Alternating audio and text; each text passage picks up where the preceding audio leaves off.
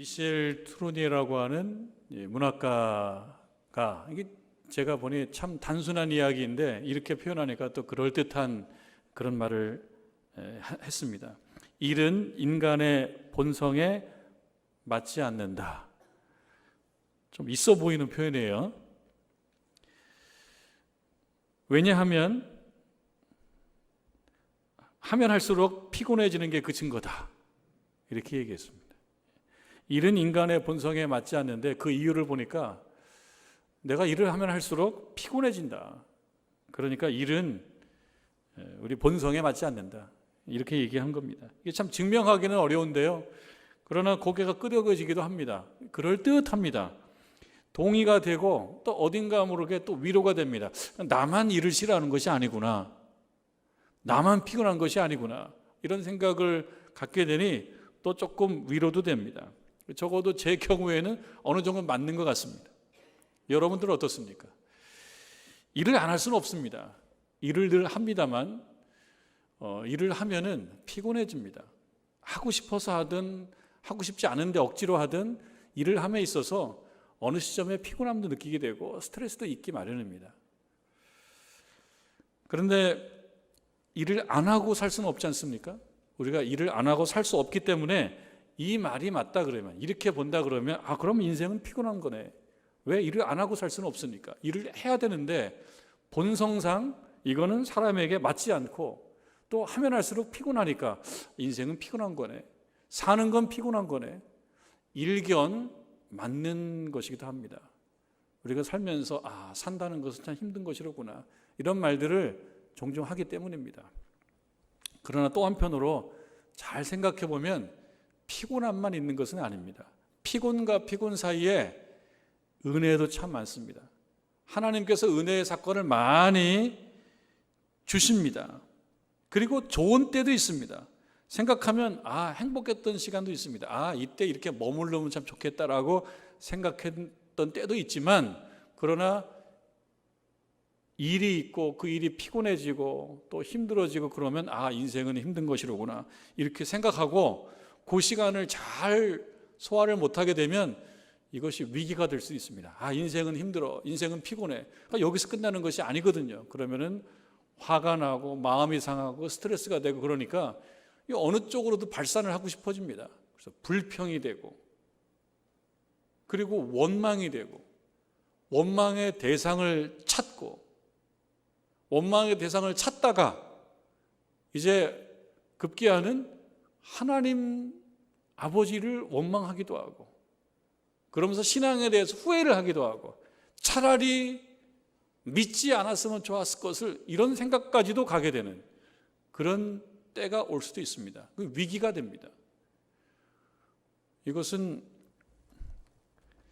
어떤 특별한 사람들에게만 해당되는 얘기는 아닐 것입니다. 우리 모두에게도 해당될 것입니다. 오늘 말씀에 이스라엘 백성들이 그랬습니다.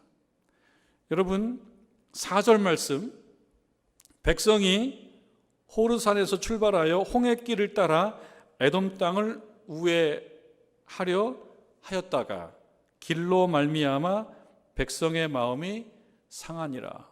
마음이 상했습니다. 지금 어떤 상황이냐면 이스라엘 백성들이 출애굽을 하고 광야 생활을 오래 했습니다.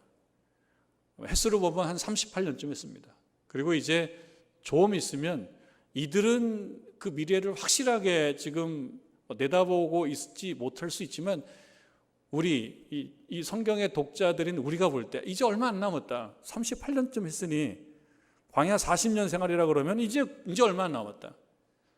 요단 동편에서의 어떤 어려운 시간들 조금만 잘 보내면 이제 가나안 땅으로 들어가게 된다. 그런 때입니다. 근데 이 백성들이 마음이 급해집니다. 이제 빨리 들어갔으면 좋겠는 거예요. 이 생활이 힘든 거예요. 너무 오래 가는 거예요. 38년쯤 되니까 오래 가는 거예요. 어쩌면 여러분 이 코로나19 그래서 2019년도 20년 전의 일인데 지금 22년 됐지 않습니까? 이거 몇 개월쯤이면 끝날 줄 알았는데 너무 오래 가는 거예요. 그러니까 조급해지는 거예요. 이러다가 이게 어떻게 될 거야. 조급해지는 거예요. 아마 그거와 비슷할 수도 있겠다. 그러나 우리보다는 훨씬 더 심각한 시간을 많이 보내왔던 건 사실일 겁니다. 광야 그 척박한 생활을 해오면서 먹는 거 여유롭지 못하고 자는 거 편하지 못했을 것입니다. 그렇게 38년 동안 살아오다 보니까 이제 마음이 조급해져요. 빨리 갔으면 좋겠다. 이제 이 생활 마무리했으면 좋겠다.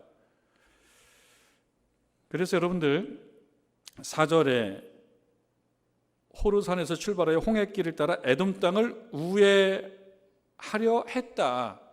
에돔 땅을 우회하지 않고 그 에돔 땅을 그저 가로질러 가면 참 좋았을 것입니다. 근데 우회하려 하다 보니까 길이 멀어집니다.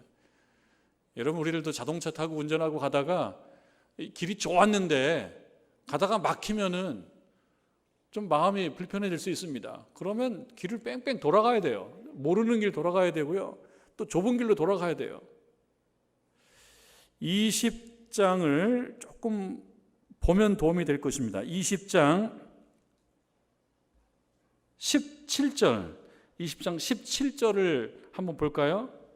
청하건대 우리에게 당신의 땅을 지나가게 하소서. 이렇게 요청합니다. 청하건대 좀 봐주세요.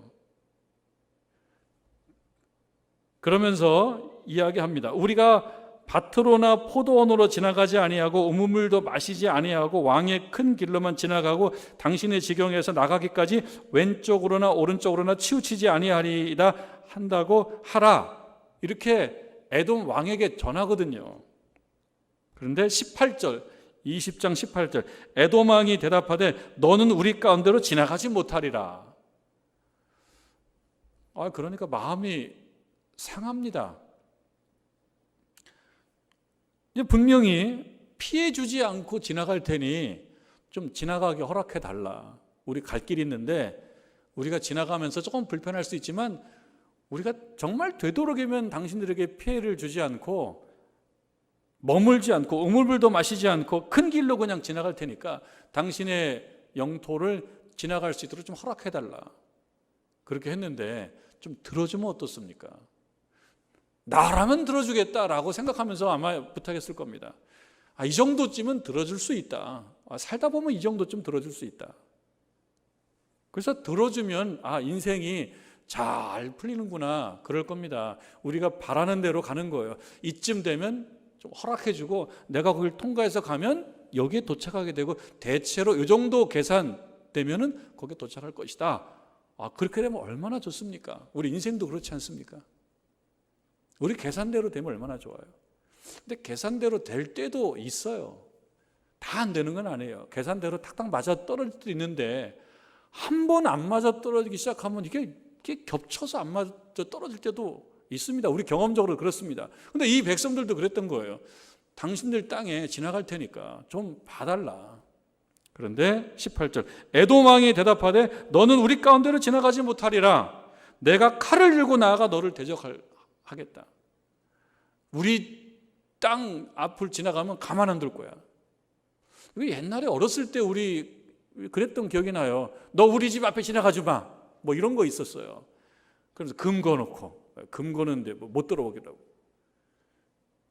예전에 우리 장로님들, 권사님들 어렸을 때 또 저희들만 해도 그랬는데요. 학교 가면 책상에 기른 거 두 사람이 앉아 있어요. 그리고 사이 안 좋아질 때 어떡합니까? 금 거놓고 못 넘어오게. 금 거 넘어오면 탁 때리고. 어렸을 때 또 동네에 텔레비 많이 없었을 때 좀 보여주면 어때요? 만화영화 할 때 그거 가서 보고 싶은데 잘 보여주다 어느 날 오늘은 오지 마. 거기에다 또 다른 애들은 다 들여보내주고 너는 오지 마. 그러면 또 굉장히 또 마음이 슬퍼져요. 우리 집은 왜 텔레비가 없어가지고 내가 이 앞에서 이렇게 수모를 당하게 하나. 상처가 돼요. 마음이 상하게 됩니다. 이들이 좀 지나갈 수 있게 해달라 이렇게 부탁했는데 싫어. 오지 마. 여기 오면은 가만 안 둘 거야. 그렇게 얘기하니까 여러분 이제 21장 4절로 가보면 우리가 읽은 말씀인데요. 에돔 땅을 우회하게 돼요. 우회할 수밖에 없어요. 그러니까 공연히 이제 마음이 더 상하기 시작합니다. 생각해보니까 화가 나는 거야. 내가 왜 이렇게 내 인생은 꼬이지? 왜 우리 인생은 이렇게 꼬이지? 38년 동안 헤맸는데 이것 좀 열어주면 안 되나? 그러면서 마음이 상하기 시작합니다. 마음 상하는 일이 종종 있는데요, 그 마음 상하는 일을 우리가 관리를 잘 해주지 않으면 그 상한 마음이 이제 나를 결정하게 됩니다. 내가 상한 마음을 해결을 못하면 상한 마음이 내 행동을 주장하게 됩니다. 내가 상한 마음을 제어를 해야지 이 상황을 잘 넘어갈 수 있어요. 그렇지 않으면 위기가 오는 거죠. 이 벌써 10년도 넘은 일이기는 한데 참 흥미로웠던 일이었습니다. 2020년도 기사에 그런 기사가 나왔어요. 2020년 10월 기사에 전북 완주군의 지역 주민들이 일상생활을 통해서 작성한 최고 아주 최고로 어떤 일을 했다, 최고의 성과를 거뒀다, 이러한 특이한 기록들 한 150건을 정리했대요. 완주군 기네스북 이걸 만들었대요. 그 우연히 제가 보게 됐는데요, 완주군 기네스북을 만들었는데 이 안에 들어간 사람 중에 한 명이 지금은 연세가 한 80세쯤 되신 것 같아요. 근데 이제 2010년 전으로 보면은 이제 60대 인생을 살아갔던 분 중에 차사순이라고 한 분이 계세요. 할머님 계세요. 이분이 들어갔어요. 이분이 왜 기록에 들어갔느냐? 운전면허 시험 가장 많이 본 사람. 한 번 봐서 떨어져, 두 번 봐서 떨어져, 10번 봐서 떨어져. 몇 번까지 제가 할까요? 17번 봐서 떨어져, 39번 봐서 떨어져, 계속 떨어져, 100번 봐서 떨어져, 120번 봐서 떨어져. 몇 번까지 갈까요? 649번 봐서 떨어져. 650번째 합격을 했습니다. 그러니 기록이죠. 이분이 65세 정도에 시작했던 운전면허 시험이 5년 지나서 거의 70세가 돼서 합격을 한 겁니다. 근데 이제 공부를 하고 싶었는데 공부할 형편이 많이 못 돼서 사느라고 바빴어요. 공부에 익숙하지는 못한 거예요. 그러나 마음에는 공부하고 싶은 마음이 컸던 거예요. 그래서 50대 조금 넘어서면서 이제 용기를 내서 뭔가를 좀 배워야 되겠다 그랬답니다. 그래서 1996년도 세월 한참 전이죠. 미용사 자격증을 따려고 시험 보는데 떨어지는데 경력이 많으신 분이에요. 13번 봐서 합격을 했답니다. 근데 이제 나이가 많으니까 누가 써주질 않는 거예요. 그러니까 합격을 했는데 그냥 써먹지 못하고 또 세월이 갔습니다. 그러면서 이제 여러 가지 패션 학원도 다니고 간호 학원도 다니고 하면서 공부의 열정, 어떤 배움의 어떤 열정을 다 키웁니다. 그리고 이제 60대 중반이 되어서 이제 평생 소원이었던 운전하는 게 평생 소원이었던 모양이에요. 그래서 시험 보기 시작한 거죠. 처음 시험 봤더니 15점 맞았어요. 근데 이제 2종 보통 점수 합격 점수가 60점이거든요. 60점에서 한참 부족한데 계속 보니까 조금씩 올라가요. 근데 여러분 아까 말씀드렸다시피 649번, 650번을 시험 보려고 그러면 이거 어떻게 봐야 되는 거예요?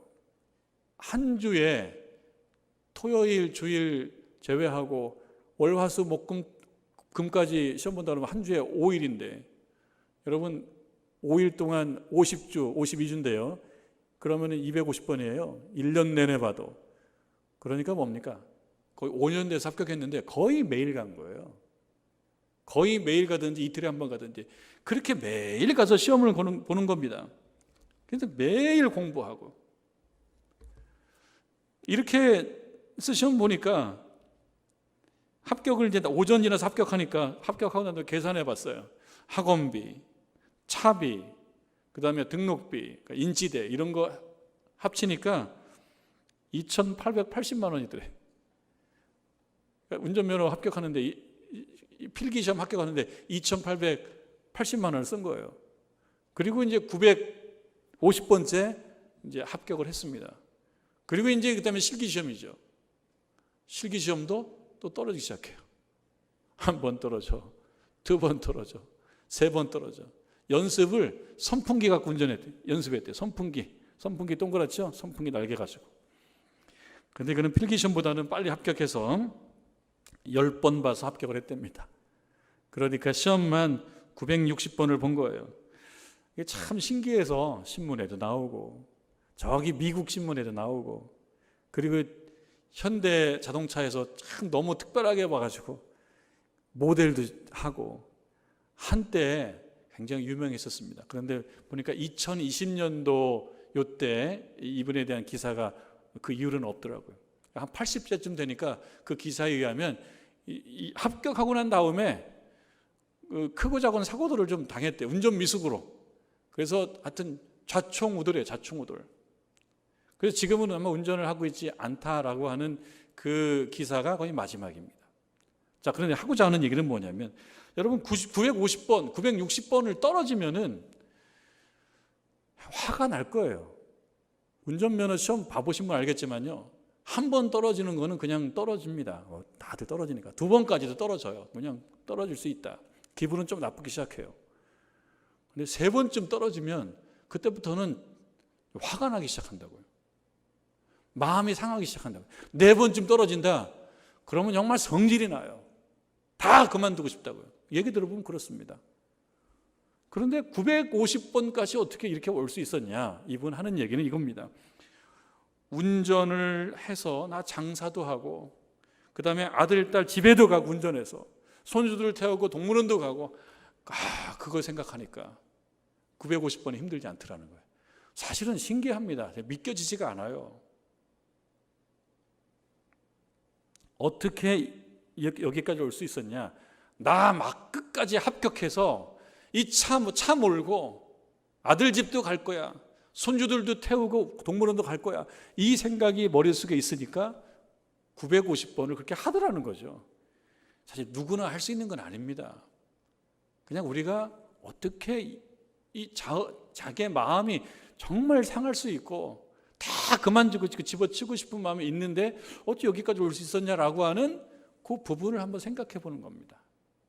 머릿속에 생각으로 지금은 아니지만 나중에 내가 언제가 될지 모르지만 합격할 거야, 그리고 언제가 될지 모르지만 운전할 거야, 그리고 저기 갈 거야, 이 생각이 있으니까 하더라는 거예요. 포기하지 않고 하더라는 거예요.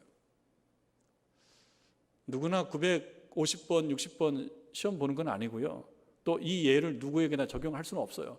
다만 이 원리를 우리들의 삶으로 가져올 수는 있을 것입니다. 그리고 이 원리가 이스라엘 백성들에게 적용됐다면 좀 괜찮았을 수도 있습니다. 여러분 21장 5절로 가보니까요, 백성이 하나님과 모세를 향하여 원망하되, 왜 그랬습니까? 조바심이 생기고 38년 동안 이렇게 헤맸는데 여기까지 와서 조금 빨리 가려고 하는데 여기서 또 방해가 되고 막혀요. 그러니까 계속 우르르 무너집니다. 잘 버텨왔는데 또 무너져요. 그래서 마음이 상하니까요, 이 상한 마음을 스스로 어떤 만져주지 못하고 관리가 안 되니까 이 상한 마음이 이렇게 삐쭉삐쭉 나오기 시작합니다. 이게 위기죠. 인생은 그렇습니다. 인생은 처음에 얘기했다시피 일은 인간의 본성에 맞지 않아요. 일을 통해서 뭔가 이루려고 하는 마음이 많은데 피곤해요, 하면 할수록.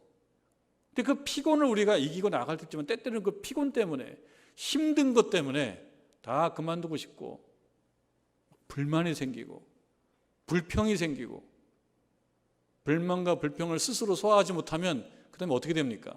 원망의 대상을 찾아요. 누구 때문이야?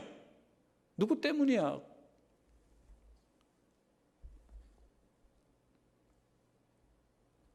백성이 하나님과 모세를 향하여 원망하되 어찌하여 우리를 애굽에서 인도하여 내었냐?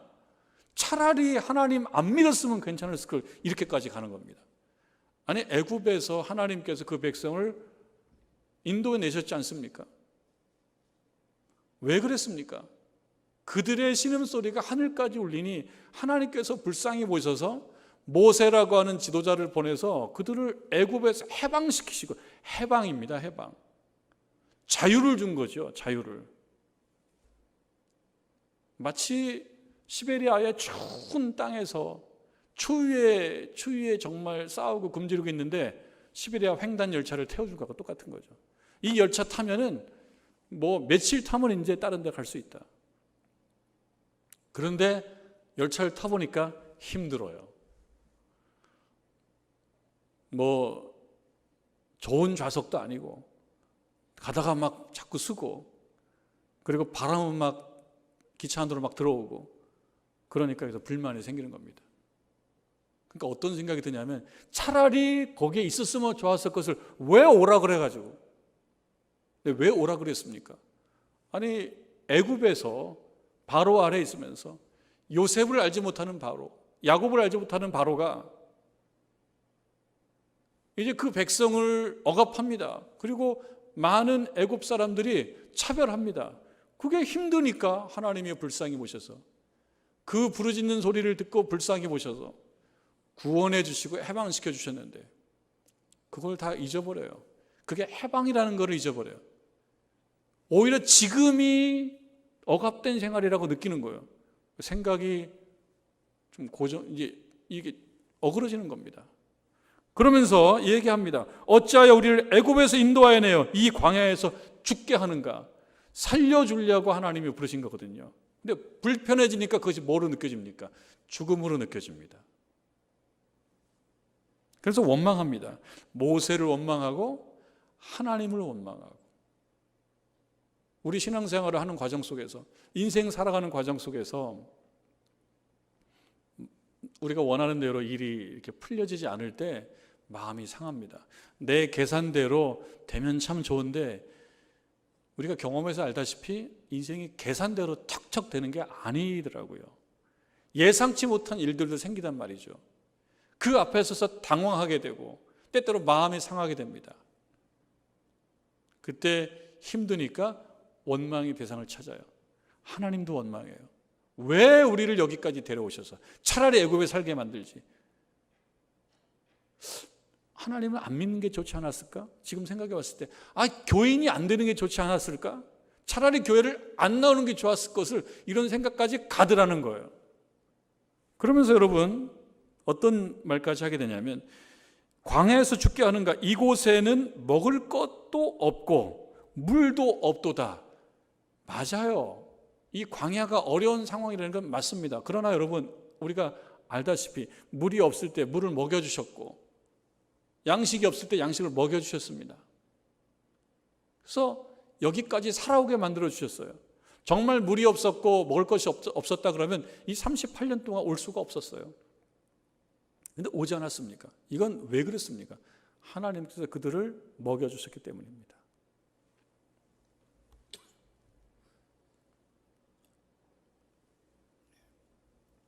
자, 그런데 먹을 것도 없고 물도 없도다. 그러면서 우리 마음이 이 하찮은 음식을 싫어하노라. 여러분, 이 하찮은 음식이 뭐죠? 만나예요. 이 음식이 하찮아지기도 하고 하찮아지지 않기도 합니다. 우리 마음가짐에 달려 있습니다. 여러분 생각해 볼 때 정말 밥 한 그릇과 김치 한 종지, 기침이 나서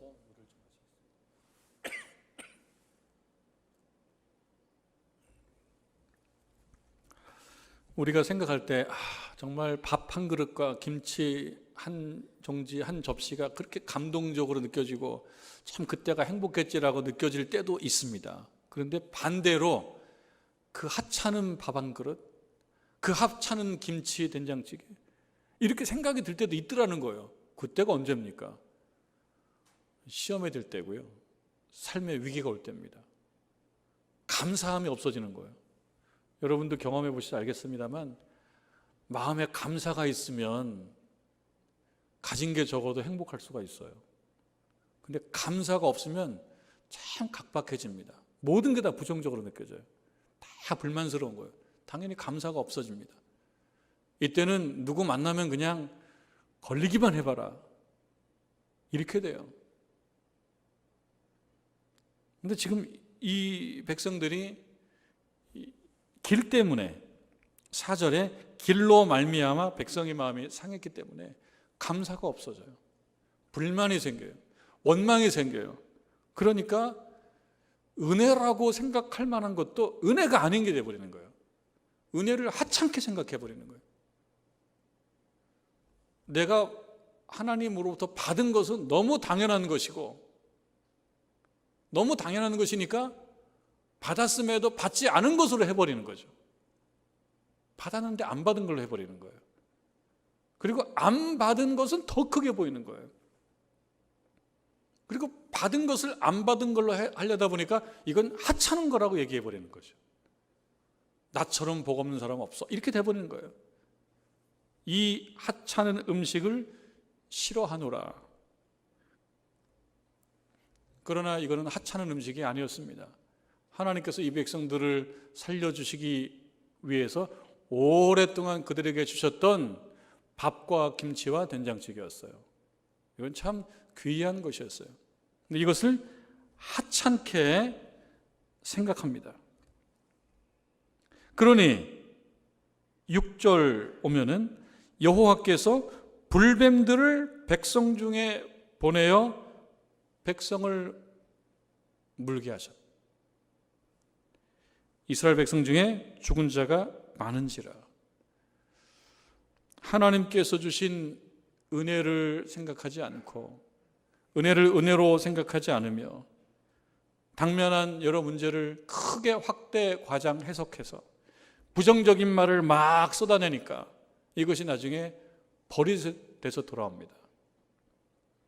부정적인 말은, 또 불평하는 말은, 원망하는 말은 내가 만들어서 던지는 거지만, 내가 만들어서 던지고 난 다음에는 그 던진 말이 나를 다시 지배합니다.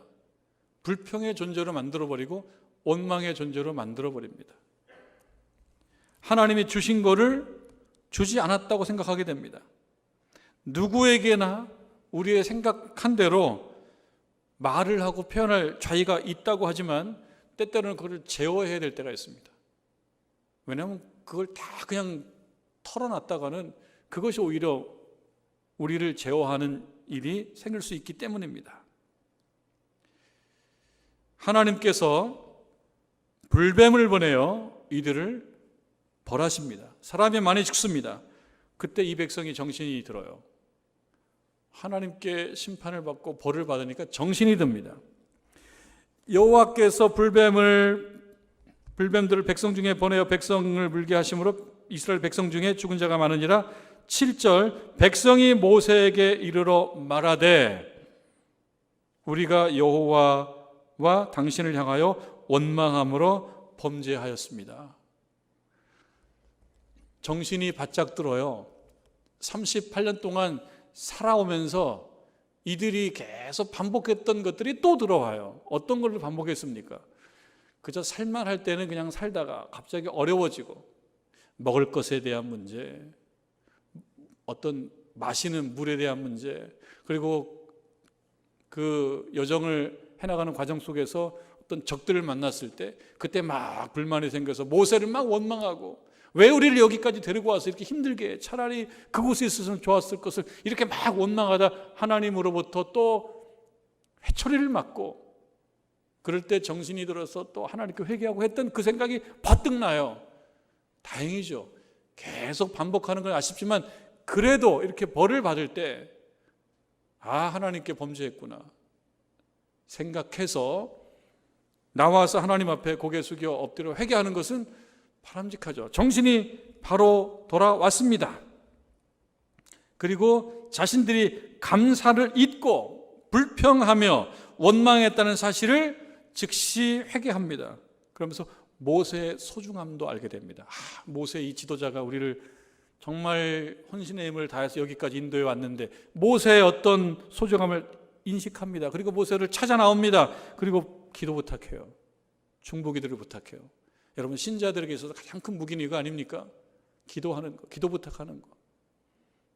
아무것도 아니다 이렇게 생각하지 말고 하나님께 기도 부탁하는 거예요. 모세에게. 그리고 어려울 때 하나님 앞에 기도하는 것입니다. 모세는 이 백성들을 위해서 울면서 중보기도 합니다. 간절히 기도합니다. 하나님께서 모세의 기도를 받으십니다. 예전에 그랬듯이 사랑의 하나님께서 다시금 이들에게 기회를 주십니다. 그리고 모세에게 명합니다. 노수로 뱀 모양을 만들어서 뱀 모양의 노새 어떤 모형물을 만들어서 장대 위에 매달아라 이렇게 명령하십니다. 그리고 말씀하십니다. 오늘 8절의 말씀입니다. 여호와께서 모세에게 이르시되 불뱀을 만들어 장대 위에 매달아라.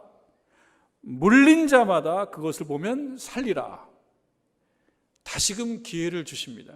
기회라고 하는 것은 내가 잡으면은 그것이 기회가 되고 보게 되지만 기회를 잡지 않고 외면하면 그 기회는 날아가 버립니다. 기회라고 하는 것은 그래서 표현하기로 앞머리는 있지만 뒷머리는 없다. 잡을 수 없다 지나가면. 하나님께서 기회를 주십니다. 그리고 9절에 보니까 모세가 놋뱀을 만들어요. 장대 위에 매답니다. 그러니 뱀에 물린 자들이 바라봅니다. 근데 놋뱀을 쳐다본 적 모두 살더라. 근데 여러분 잘 보시면요. 9절 말씀. 뱀에게 물린 자가 놋뱀을 쳐다본 즉 모두 살았다. 이 모두는 어떤 모두예요? 놋뱀을 쳐다본 사람 모두 살았다. 순종한 사람, 다시 믿음을 회복한 사람, 회개하고 다시 하나님의 말씀을 듣고 따른 사람, 은혜를 구하는 사람은 모두 살았다. 근데 이 말 속에는요, 반대로 바라보지 않으면 모두에서 제외되는 거죠. 이때 또 자기 생각 들어가요. 하필이면 왜 뱀이야? 아니 뱀에게 물려가지고 지금 아파 죽겠고 다 죽어가고 있는데 또 뱀 모양을 만들어서 매달을 난 뱀 안 봐. 보기 싫어. 자기 생각이 딱 작동할 수 있습니다. 자기 생각이. 이건 아니다. 이건 아니다. 내가 아니라고 하는 걸 내가 정합니다. 그리고 안 바라봐요? 그러면 이 모두에서 실격인 거죠. 여러분 물린 자들이 그 놋뱀을 쳐다볼 때 그 사람들이 모두 살았어요. 참 쉽습니다. 바라보면 살았어요. 참 쉬운데요.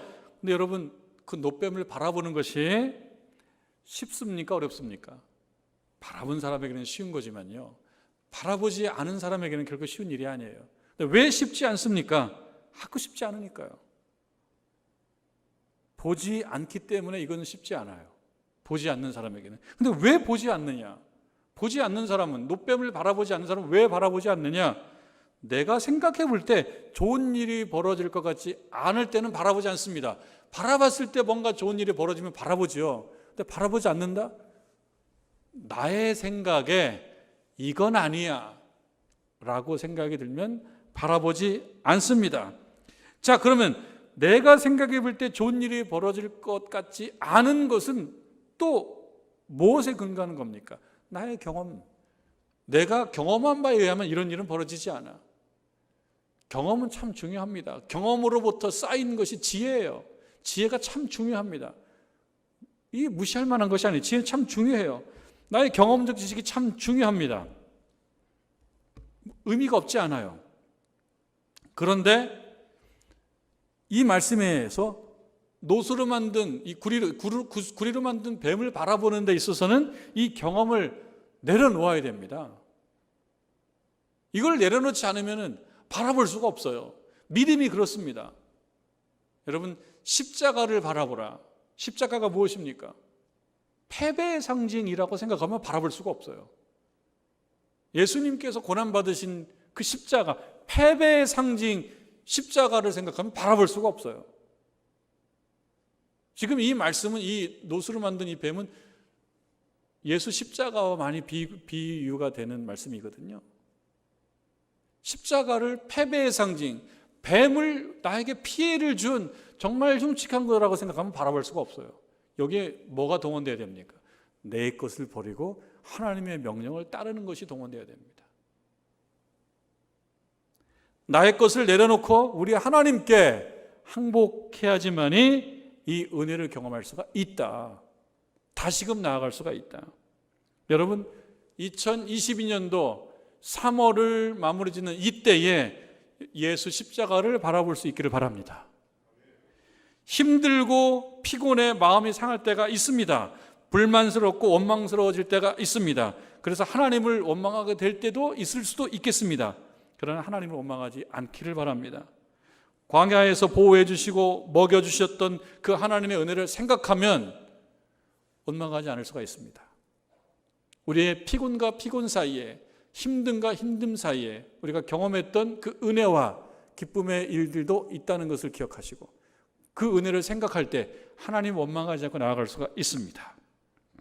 여러분, 이때에 하나님의 은혜를 생각하시길 바라고 예수 십자가를 바라보며 쉴만한 자리를 만들어주시는 십자가를 생각하며 우리의 믿음이 깊어지는 2022년 이 사순절 기간이 되기를 주님의 이름으로 축원합니다.